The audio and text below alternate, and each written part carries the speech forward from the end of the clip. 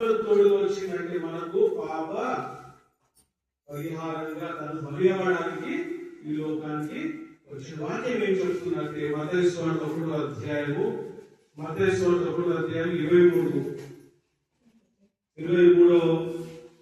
22 నుంచి చదువుతున్నాం. 22 ఇదిగో కన్య గర్భవతి అయి కుమారుని కనును ఆయనకు ఇమ్మానుయేలు పేరు పెట్టుదురు అని ప్రభువు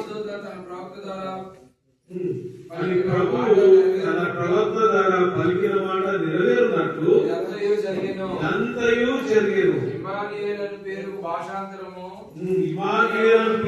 భాషాంతరముగా మనకు తోడని అర్థము. దేవుడు మనకు తోడని. మీకు తెలుసా మన పేర్లకు అర్థాలు ఉంటాయని తెలుసా? మన పేర్లకు అర్థాలు ఉంటాయి. మనం మన పిల్లలకు పేర్లు పెట్టేటప్పుడు ఒక దేవుడి పేరు మీద పేరు పెడతాము కదా, లేకపోతే ఏదైనా మంచిగా ఉండాలని ఒక అర్థంతో పేరు పెడతాము. మరి నేను పుట్టినప్పుడు మా తల్లిదండ్రులు నాకు పౌలు అని పేరు పెట్టారు. ఏమని పౌలు అని ఎందుకు పెట్టారంటే బైబిల్లో పౌలు అనే భక్తుడు ఉన్నాడు. అయిన తీరుగా ఈయన నా కొడుకు కూడా